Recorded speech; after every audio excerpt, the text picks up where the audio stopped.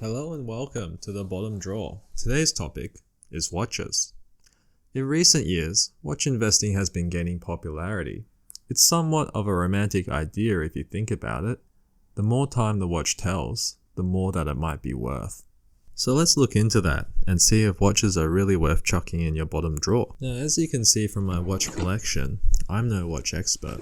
But since the release of the Moon Swatch, I've decided to delve a bit deeper into the world of watches. March 2022 saw the release of the Moon Swatch. There was lines hundreds of meters long, and sure enough, a lot of these watches immediately popped up on eBay, selling it more than 5 times more than the retail price. To understand how we got to this point, we need to rewind time. Collecting watches dates back to the 16th century when pocket watches were first invented. They were a status symbol and a luxury item owned only by the elite. It wasn't until the 19th century that watchmaking became an industry in its own right. In the 1800s, Switzerland became known as the home of precision watchmaking.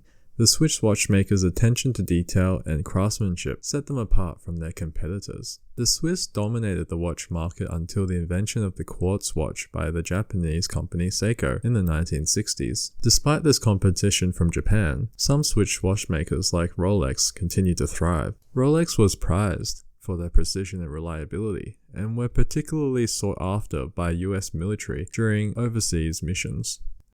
A Rolex watch accompanied Sir Edmund Hillary on his famous climb of Mount Everest, and the Omega Speedmaster was worn by these Apollo space missions, ultimately earning them the name Moon Watch. In modern years, there's been less of these world-stopping moments, and companies like Rolex have relied on their heritage. Even so, Rolex continued to grow in popularity. People began to buy Rolex watches not just for their quality, but also for their perceived status. And Rolex knew how to play up this hype, with their iconic advertisements featuring glamorous celebrities and aspirational lifestyles.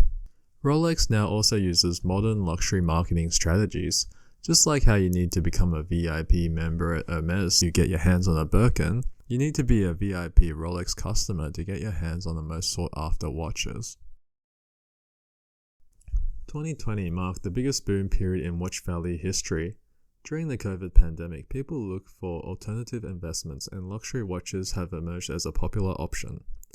With interest rates at all-time lows and the money printer blasting at all-time highs, people turned to watches as a way to diversify their portfolios. Combine this with the supply chain disruptions due to COVID, it's easy to see how supply and demand was thrown way out of whack. Now this gives us an understanding as to the crazy demand of these new Moon Swatches. People chasing the Speedmaster name and perceived exclusivity of these plastic watches led to massively inflated prices. Perhaps a telltale sign of the shadiness of the current watch market is Kevin OLeary, the famous entrepreneur and host on Shark Tank. Recently, he was exposed as a promoter of the fraud FTX, where he was paid to endorse the company, and he had later admitted to doing absolutely no due diligence prior to accepting the deal. Much like with FTX, OLeary's appearances in many watch investing YouTube videos may create the impression that he is a trusted authority on the subject, although in reality he is just another watch collector, be it a rich one. There's no doubt that OLeary has love for his watches, but his videos may not be all that they seem. Firstly, he personally benefits from showing off his watch collection as it boosts his own credibility as a figure in the watch world and finance world more broadly. Secondly, featuring these watches helps to inflate the price of said watches, many of which he owns.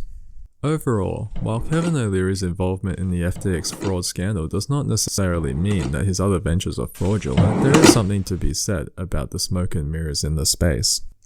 To wrap things up, there has been less and less of those world-stopping moments in humanity, and marketing by social media and celebrity influencers has basically reached saturation, and it may have already peaked with the Moon Swatch. Thirdly, the era of easy, low interest rate money has ended. And so it seems to me that a lot of what is popping up the watch market is just smoke and mirrors. I'll leave you with this. If a watch is telling time and no one is around to read it, is it really telling time? It's time to stop! It's time to stop, okay? Thanks everyone for watching my first video. Please remember to like and subscribe, and there'll be more to come. See you next time in the bottom drawer.